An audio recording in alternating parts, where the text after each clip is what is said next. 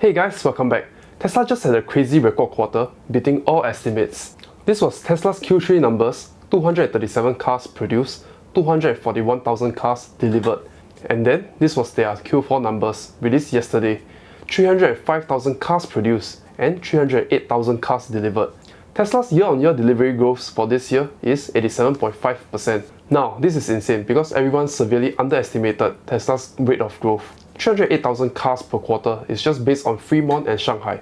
So going forward, year 2022, we are going to have two bigger and more efficient Berlin and Austin factories ramping up their productions. If we consider no rate of improvement at all from now onwards, Tesla is already producing at least 1.2 million cars per year going forward. Tesla is a near fixed cost business. Every additional unit of cars they produce will not push their expenses up much because it is still under the same amount of factory space and the same amount of labor force. But at the same time, Tesla have raised their prices because of supply chain shortages. There is booming demand and the second-hand market is hot right now.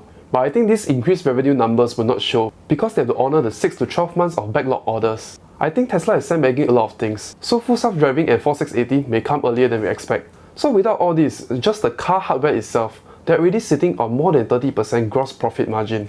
I'm expecting this gross profit margin to still increase and net profit margin to increase even further. If you are able to ramp 4680 in 2022, we can further increase the profit margin for Tesla cars. We can use 4680 for heavier duty vehicles like Cybertruck and semis, and we will push the average selling price even higher.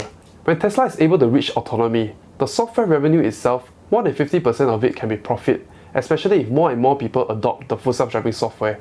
The profit margin will also widen when more and more people adopt. Full self-driving is the most expensive software sold, and it is not sold business to business but business to mass consumers. Next, let's move on to Cybertruck. I think Cybertruck will most likely come in 2022, and it is underrated in my opinion.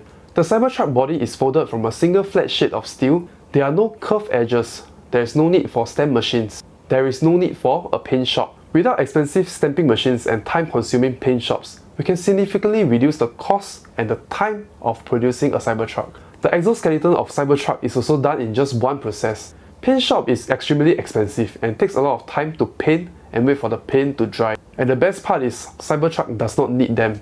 In manufacturing, your maximum output is dependent on the slowest process. So when Cybertruck don't need painting, the production volume will increase significantly.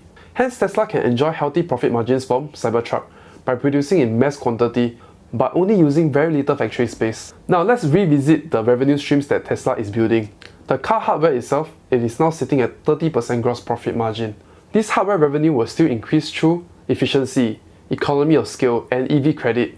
Next, software revenue. I think there is at least more than 50 to 60% profit margin there, depending on the number of users. Tesla Insurance is a recurring revenue model that amounts to 1/3 of the car business. Finally, I think robotaxi is the most important because it is an automated recurring revenue. The whole taxi business will be uncompetitive versus a robotaxi model because you remove the three greatest costs of a taxi: the human operator, the petrol, and the engine maintenance. And I think we will have monopoly on charging networks. Lastly, possible revenue from 2022 is the energy segments, the auto bidder. I think 2022 we will start to see that energy segment becoming more and more profitable. I will rework my draft valuation for Tesla Q4. I'm going to sign up Patreon for other established YouTubers and see their valuation model. 2022 is going to be a weird year.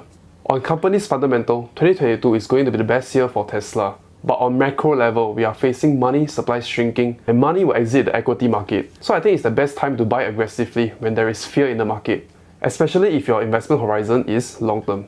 In the next few videos that I'm going to do, I'll be covering about my outlook for 2022, how I'm going to deploy capital for 2022, and my options strategy for 2022. What stocks or crypto I'm looking to buy, so stay tuned. That is it for today's video. If you find this video useful, do give this video a thumbs up, subscribe to my channel if you haven't. I'll see you next week.